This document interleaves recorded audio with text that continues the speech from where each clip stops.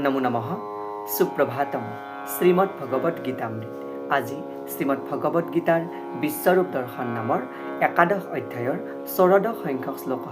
এই বিশিষ্ট শ্লোকফাকি হৈছে এনেধৰণৰ: অনেক বাহুদৰ বক্ত্ৰ নেত্ৰং পশ্যামি ত্বাং সৰ্বতোऽনন্তৰূপম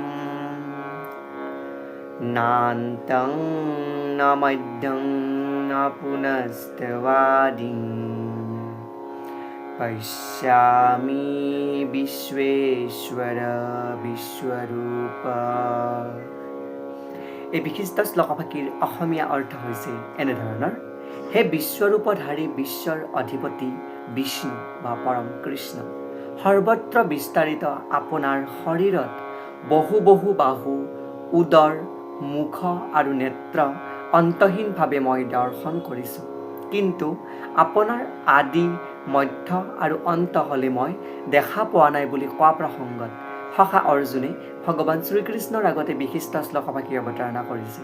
শ্লোকফাকি প্ৰসংগাৰ্থত ভাষ্যকাৰে উপস্থাপন কৰিছে যে কৃষ্ণই হ'ল পৰম পুৰুষ পৰমেশ্বৰ আৰু তেওঁ অন্ত সীমাহীন, আৰু সেইবাবেই তেওঁ মধ্যমৰে সকলো, সেই মাধ্যমৰ দ্বাৰাই ভগৱান শ্ৰীকৃষ্ণই সখা অৰ্জুনক এয়া দৰ্শন লাভ কৰাইছে।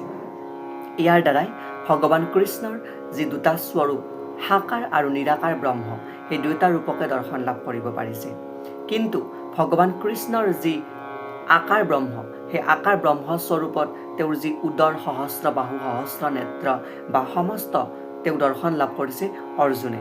কিন্তু ইয়াতে যি নিৰাকাৰ ব্ৰহ্মস্বৰূপ, যাৰ আদি অন্ত বা মধ্য হ'লে ভগৱান বিষ্ণুৱে যি দৰ্শন লাভ কৰাইছে, যদিও অৰ্জুনে তেওঁৰ দিব্য চক্ষু লাভ কৰাৰ পিছতো সেই নিৰাকাৰ ব্ৰহ্মৰ স্বৰূপ দৰ্শন লাভ কৰিবলৈ অসমৰ্থ হৈছে। এয়াই বিষ্ণুৰ বিশিষ্টতা, যাৰ দ্বাৰাই তেওঁ দিব্য চক্ষু প্ৰদান কৰাৰ পিছতো তেওঁৰ যি সাকাৰ ব্ৰহ্মস্বৰূপ, সেই সমস্ত স্বৰূপ অৰ্জুনে দৰ্শন কৰিছে। কিন্তু তেওঁ ভগৱান কৃষ্ণক আকৌ প্ৰশ্ন কৰিছে যে মই আপোনাৰ যি আকাৰ ব্ৰহ্মস্বৰূপ দৰ্শন লাভ কৰিছোঁ, যদিও এই দিব্য চক্ষু থকাৰ পিছতো আপোনাৰ আদি ক'ত, অন্ত ক'ত বা মধ্য ক'ত, সেয়া মই এতিয়ালৈকে দৰ্শন লাভ কৰা নাই। ইয়াৰ দ্বাৰাই বিষ্ণুৰ যি পৰম আৰাধ্যৰ যি স্বৰূপ, যি নিৰাকাৰ ব্ৰহ্মস্বৰূপ, যাৰ আদি মধ্য অন্ত হ'লেও কোনেও দেখা নাপায়, বা বিষ্ণুৰ যি আৰাধ্যসকলে কেৱল তেওঁৰ দিব্য ৰূপসমূহ দৰ্শন কৰিবলৈ সমৰ্থ হয়, বা আকাৰতহে তেওঁক আমি ধ্যান কৰিবলৈ সমৰ্থ হওঁ। এয়াই উক্ত বিশিষ্ট শ্লোকফাকিৰ সৰল গুণাৰ্থ। ধন্যবাদ।